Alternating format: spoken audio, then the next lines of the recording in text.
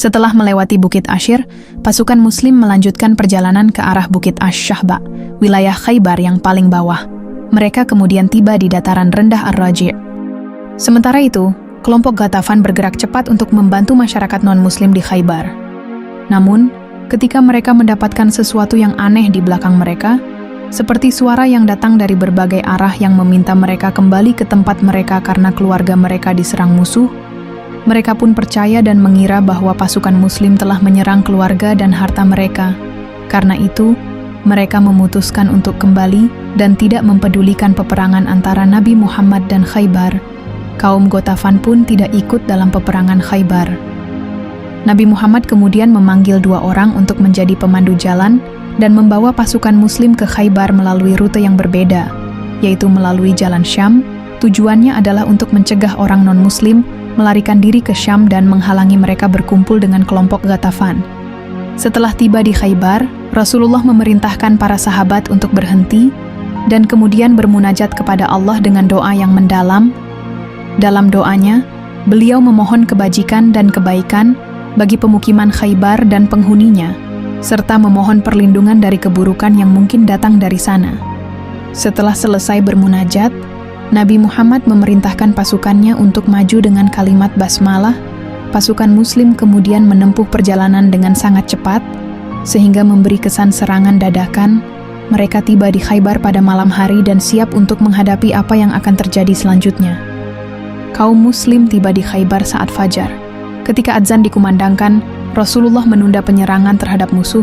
Sebaliknya, jika adzan belum terdengar, beliau akan langsung menyerang musuh.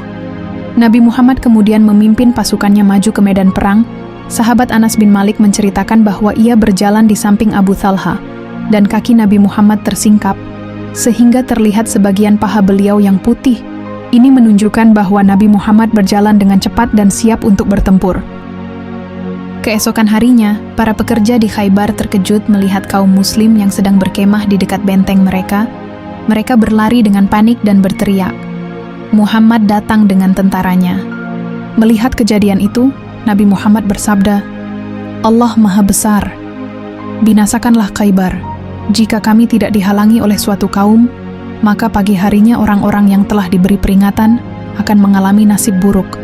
Ya Allah, Rabb langit-langit dan semua yang dinaunginya, Rabb bumi dan semua yang ditopangnya, Rabbnya para syaitan juga, dan semua yang disesatkannya, dan Rabb angin serta semua yang diterbangkannya. Sesungguhnya kami mohon kepada Engkau, kebaikan negeri ini dan kebaikan penduduknya, serta kebaikan yang ada padanya. Kami berlindung denganmu dari kejahatannya, dan kejahatan penduduknya serta kejahatan yang ada padanya, majulah dengan nama Allah." Sebelum peperangan dimulai, Nabi Muhammad SAW memberikan arahan dan nasihat kepada para sahabatnya, serta membagikan panji perang kepada mereka. Setelah itu, pertempuran antara pasukan Muslim dan penduduk Khaybar yang bertahan di benteng-benteng mereka pun dimulai. Kaum Yahudi tidak ingin mengalah meski mereka tahu akan kalah. Peristiwa ini memang sudah tertulis dalam kitab-kitab mereka, akan tetapi mereka keras hati untuk mengalah kepada Rasulullah. Bahkan berbagai taktik curang mereka lakukan untuk mengelabui kaum muslimin. Berbagai gertakan telah dilakukan Rasulullah untuk menakuti mereka yang berhari-hari sembunyi dalam benteng mereka. Kaum Yahudi hanya berani menyerang di dalam benteng-benteng mereka. Mereka tidak berani jauh dari benteng-benteng mereka ketika melawan kaum muslimin. Pertempuran terjadi berhari-hari, dengan saling melempar anak panah kepada musuh, di antara kaum muslim ataupun kaum Yahudi, tidak siap untuk pertempuran jangka panjang. Ada beberapa benteng besar yang dimiliki Yahudi Khaybar. Yang pertama bernama Benteng Naim, lalu Benteng Sa'ab, Benteng Zubair, dan masih ada lagi benteng-benteng lainnya. Kaum muslimin pun melakukan serangan kilat, mencari celah masuk ke dalam benteng-benteng kaum Yahudi. Ketika berhasil memasuki benteng pertama, yaitu Benteng Naim, kaum muslimin sudah menemukan benteng tersebut sudah kosong. Kaum Yahudi berhasil kabur dari benteng tersebut pada malam hari. Kaum muslimin pun berjalan menuju benteng selanjutnya. Sudah berhari-hari kaum muslimin melakukan pengepungan ke benteng Yahudi, sehingga persediaan makanan mereka sudah menipis. Mereka sudah kelaparan ketika itu. Rasulullah pun berdoa untuk bisa menaklukkan benteng yang banyak makanannya. kaum muslimin lanjut menaklukkan benteng kedua bernama Sa'ab.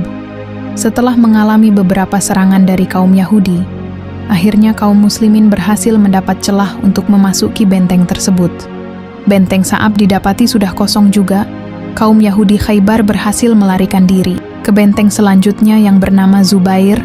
Akan tetapi kaum muslimin mendapatkan banyak sekali makanan di benteng tersebut. Bahkan banyak sekali alat perang yang bahkan sebelumnya belum diketahui oleh kaum muslimin. Kaum muslimin pun sudah menyiapkan alat-alat perang yang diambil dari benteng Sa'ab untuk menyerang kaum Yahudi yang berada di benteng Zubair. Benteng ini berada di atas gunung, sehingga menyulitkan kaum muslimin untuk menyerangnya. Akses pintu masuknya pun sangat sulit dilewati karena terjal. Kaum muslimin berusaha mengepung dan menyerang tapi tidak ada hasilnya.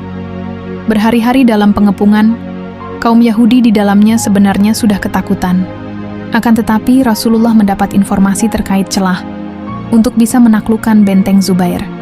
Dan informasi itu sendiri didapatkan dari seorang dari kaum Yahudi itu sendiri, yang meminta jaminan keamanan. Kaum muslimin pun melakukan strategi untuk mendapatkan celah menguasai benteng Zubair, yaitu dengan cara menutup satu-satunya akses tempat para Yahudi mengambil air, sehingga kaum Yahudi pun menyerah dan melarikan diri ke benteng selanjutnya. Setelah berhasil mengambil alih benteng Zubair, kaum muslimin pun menyiapkan diri untuk menyerang benteng keempat. Kaum muslimin membentuk pasukan yang dipimpin Abu Dujanah radhiyallahu anhu. Setelah melakukan beberapa serangan, kaum muslimin berhasil menaklukkan benteng tersebut. Setelah berhasil mengambil alih benteng keempat, selanjutnya kaum muslimin menaklukkan benteng kelima, benteng yang paling kuat dan tempat para wanita dan anak-anak Khaybar bersembunyi. Penyimpanan makanan pada benteng tersebut bisa sampai 1 tahun. Melihat benteng yang kuat tersebut, Rasul memerintahkan para sahabat menyiapkan alat-alat peperangan yang dirampas dari benteng-benteng sebelumnya. Dengan alat-alat perang yang sangat memadai tersebut, kaum muslimin berhasil menaklukkan benteng terakhir. Kaum Yahudi tentu tidak bisa berbuat apa-apa, karena mereka pun mendapat serangan yang luar biasa. Di satu sisi tembok, benteng mereka sudah jebol. Akhirnya mereka melarikan diri. Orang-orang Yahudi yang tidak sempat melarikan diri, termasuk dari para wanita dan anak-anak, menjadi tawanan kaum muslimin. Salah satu dari tawanan tersebut, Sofiyah binti Huyai, yang nantinya akan menjadi istri Rasulullah.